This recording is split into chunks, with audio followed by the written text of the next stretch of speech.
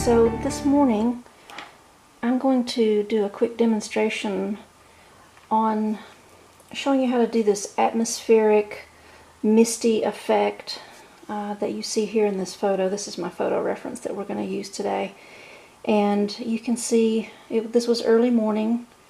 There's not a lot of color here, but there's definitely this atmospheric effect. So what I want to show you today is how to achieve this with watercolor.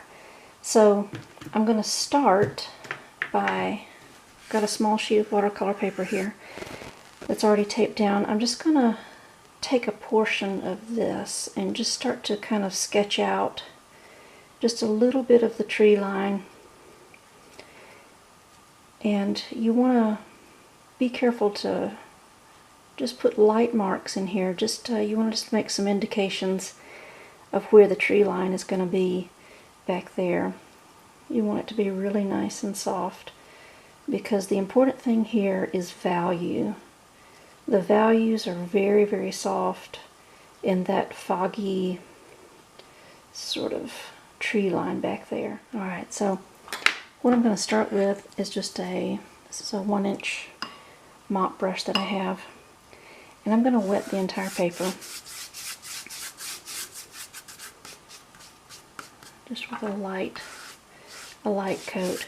And if you'll notice in the reference photo, the sky, there's really not a lot going on there, but it is early morning. I'm going to take just a light wash of orange, and I'm putting it all the way across the sky. You can see how light this is. It's very, very light. And I'm brushing it all the way across the entire wet page. Okay, so now that the orange has dried, let's take a look at this just right quick. This is a different painting that I've worked on recently, and you can see it has the you know, this really soft atmospheric effect, the misty fog that we're seeing in here, and also you can see this orange color that's happening. These pictures were all taken on the same day in the same area, so you can kind of see that there's a color shift in this painting. We have a warmer glow on this side, and then as it moves over to the other side of the painting, the colors are a little bit cooler. So even though the original photo that I showed you that we're working from, there's not a lot of color shift in there. When we start to work on our own paintings, we've got the license to sort of add some of that color and value change into our pieces to just make them a little bit more interesting. And what I want to start doing is adding those gray values that we see, those values that are way back in the background. If you look closely at the trees, you know, we know that the trees are green. This is summertime, but because they're just shrouded with that mist and they're off in the distance, what we're really getting is just sort of a gray that's happening. And so when I mix a gray, I used an ultramarine blue and burnt sienna most of the time, and this one does have some warmer tone to it, so I'm going to push a little bit farther into the burnt sienna to get that warmer tone. And you can see this is a really light gray, but it's kind of warm. There's a little bit more sienna in there than there is the blue, the ultramarine blue. So I want to get this really wet. I've mixed the color up. It's not, sometimes when you're mixing up these lighter values, it's easy to add a little bit too much water and then you lose some of your color. And you don't want to do that here. You want to really keep the value solid. I'm going to keep adding that in there. And I'm just referring back to my photo, and I can start, some of the trees are more solid, some of them kind of break up a little bit, and I'm able to see sky through the tips of those trees, so I want to make sure that I keep with that.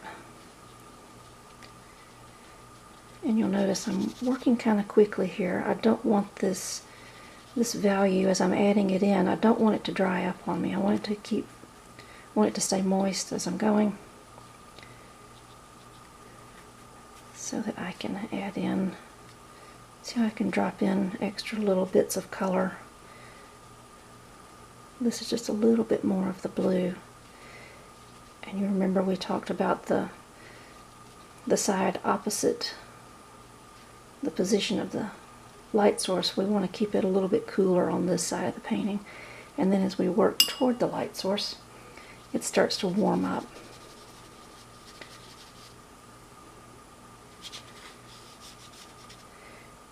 Now right under here, I'm just adding just a little bit of water to soften and bring that gradient down.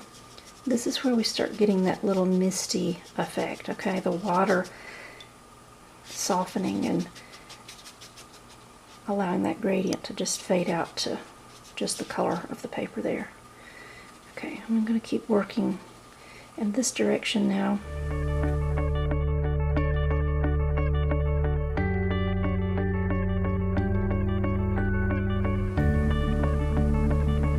Now there's a little bit of orange that I want to start adding in here. Going back to that same orange that I used for the background, but I want to start dropping it in while this is still wet. This is what's giving us that sense of glow, that sense of sunlight sort of washing over through that mist.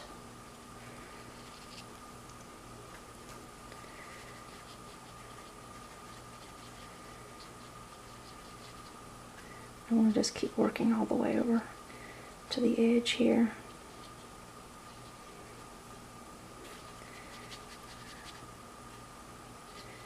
Again, adding some clear water before this dries to really get that soft.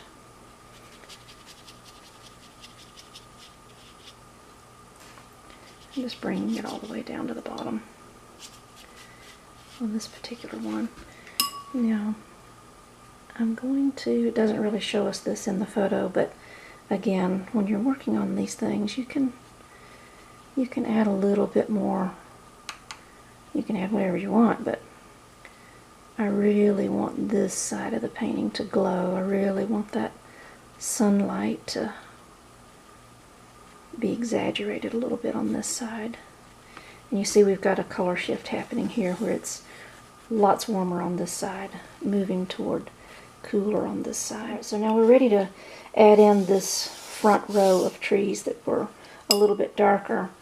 Now in the photograph they look pretty green in the photograph, but I don't want to bring out that really harsh green color. It does need to be darker, but I want to keep it sort of in that gray, that greenish gray family of colors, so that we have this nice consistent color feel for this painting.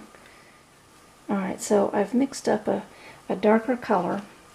I'm just going to lay it in here a little bit, and you can see it's really just a darker gray, but I did add some, it's still the dark gray using the ultramarine blue and the burnt sienna, but I did add a little bit of green into it just to sort of give it that little bit of a evergreen, that is like a row of evergreen trees that are sort of coming across the front here.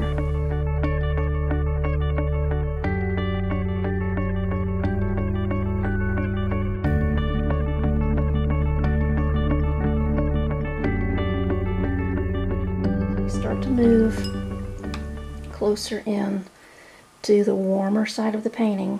I'm just adding some, this is actually quinacridone sienna, which I really love. It's a cousin to burnt sienna, but it's a little brighter. It's almost a little bit more orange. So you can see I'm starting to add that into that gray mixture that I had. And I'm going to start to blend these two. This is not solid quinacridone sienna. I'm just sort of adding it to that gray that I had created.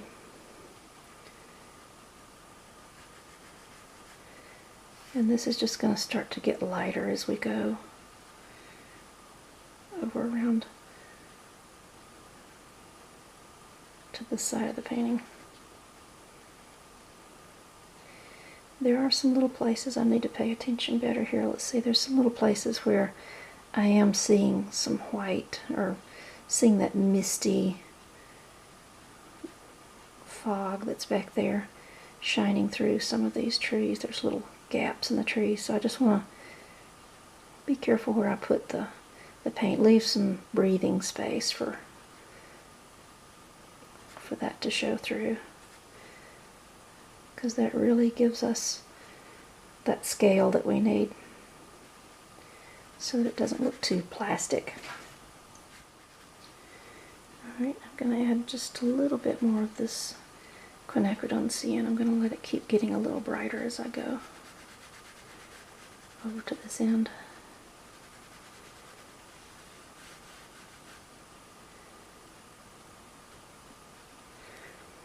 And I'm actually going to come back with just some of the sienna on my brush, that quinacridone sienna, and just drop it in a few places.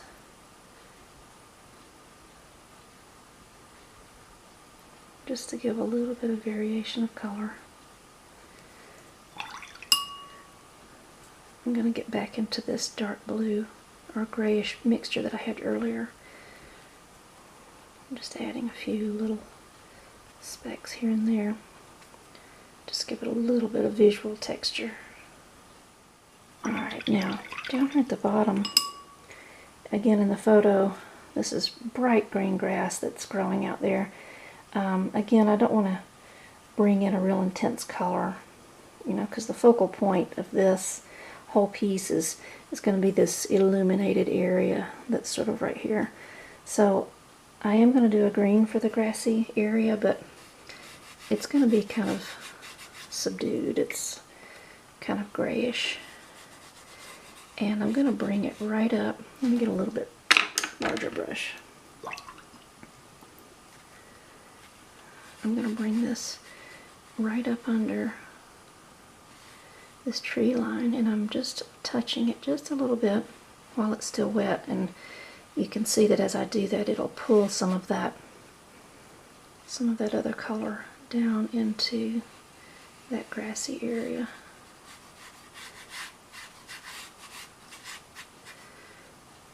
I want to keep it, again, a little darker, cooler on this side of the painting. I might even take a little bit of New Gamboge, which is sort of a medium yellow, and I'm going to add that into this grassy area just to indicate a play of light coming across that green. And this is just some clear water. I'm just going to do a clear wash over the whole thing, and what this does, the purpose of this is to just soften any edges. I'm going to work from my lighter end, or my lighter side of the painting, over to the darker side, because darker colors can get picked up and then moved over, and we don't want that to happen. So I'm just starting at the top, and just with very light pressure, I'm just going over the painting. That's it. Might do one more right in the middle, right where those are. And that's just going to soften those lines a little bit. I want to build up just a little bit of darker values over here. While this is wet, I'm just adding some dark. I'm putting it right between the tree line and that grassy area.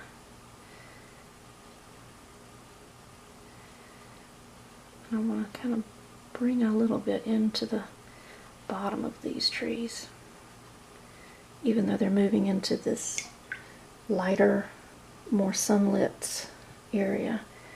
And I'm going to take a little bit of the sienna, switch over to sienna now as I move into this lighter area. And if you notice, this is giving me another little atmospheric effect. I want to keep everything soft. I don't want to have any really hard, harsh lines in here. So the colors are bleeding, as I'm putting this in, they're bleeding down into the green, which sort of masks and mutes that color even a little bit more, and it also runs back up into the trees a little bit. I think I want that effect to happen just even a little bit darker over here. Right over here on that side. I can't help but notice that the sky is a little featureless, so I've got just a little bit of blue. This is a gouache actually. It's a Winsor Newton sky blue. You can see that. While this is wet up here, I'm just going to put just a little wash of that blue right up at the top. I don't want it over here. I want that to stay nice and warm. And if you notice, I kind of let my brush just sort of scratch a little bit across the surface, leaving some little gaps in that blue. Those can almost be like little clouds.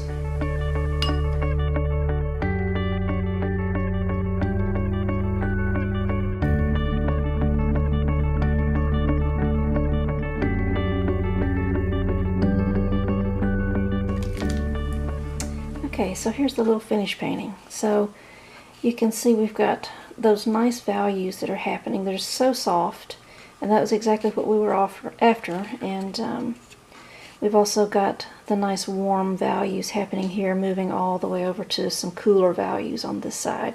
And I think adding that nice little blue touch up here really completed that sky area, gave it some features. And it's a nice contrast to the orange that's over here on this side. So I think it turned out really nice.